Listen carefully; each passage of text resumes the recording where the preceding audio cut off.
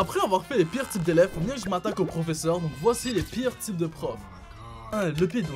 S'il est devenu prof, c'est uniquement parce qu'il voulait traîner avec des gamines. Qu'est-ce qu'il fait dans un établissement scolaire? Il y a 90% de chances que ce soit un prof d'éducation physique. Eux, c'est les plus gros mateurs de l'école, faut les balancer en prison. Il va te donner des exercices différents dépendamment si t'es une meuf ou un mec. Si t'es un mec, il va te torturer physiquement et psychologiquement. Il va te faire courir jusqu'à que tu craches tout ton sang de tes poumons. Mais c'est qu'une stratégie pour éloigner les garçons, comme ça il peut bien mater les meufs. Moi je dis qu'il faut absolument fouiller son disque dur parce que ça se voit qu'il cache des trucs bien chelous dedans.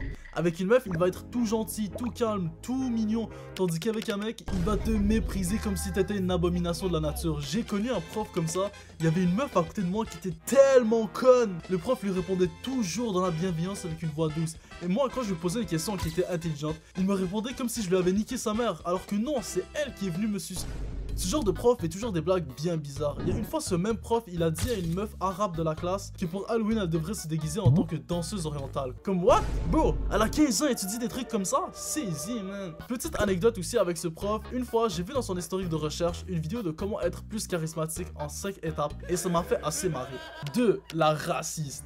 La prof raciste, elle, c'est une putain de raciste. Elle exprime une haine animale envers les Renois et les Arabes.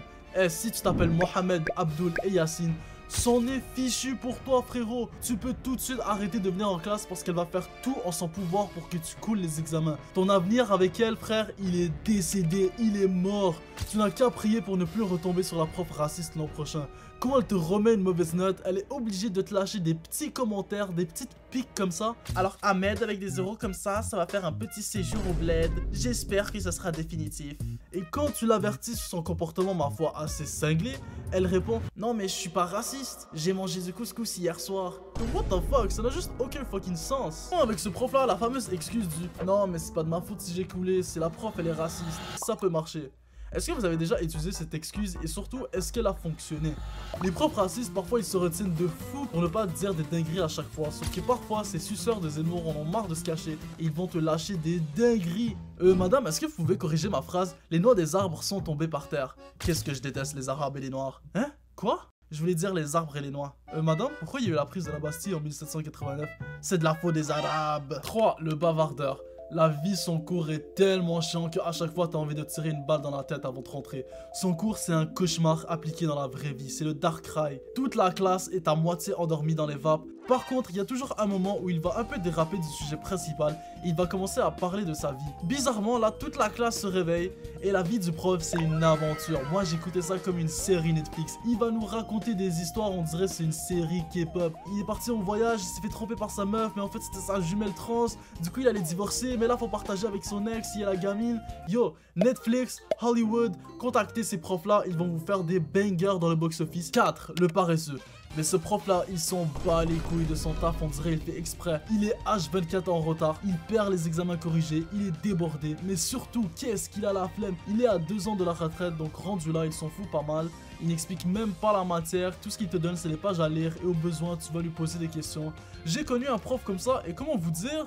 Eh ben, il était masterclass. Il enseignait le fameux cours de mathématiques, mais pour être honnête, on a écouté toute la saison 1 de Stranger Things dans son cours. En fait, il disait qu'on avait 20 minutes au début du cours pour bien étudier la matière et lui poser des questions. Et à la fin, il demandait un vote si la majorité de la classe était correcte pour écouter un film.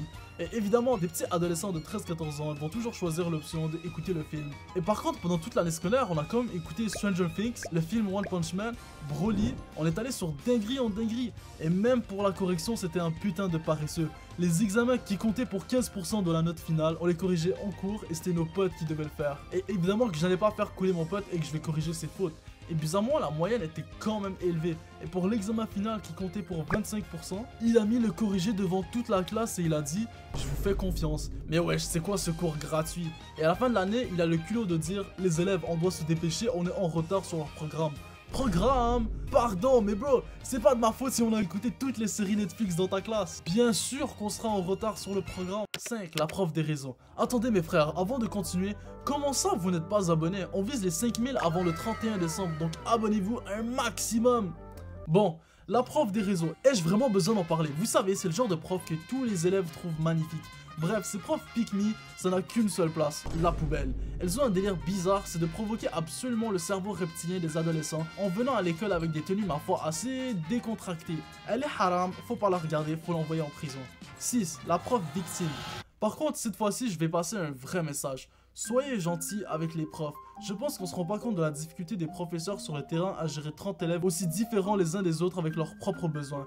Je trouve plusieurs élèves qui abusent le prof en lui lançant des boules de papier ou en niaisant trop en classe.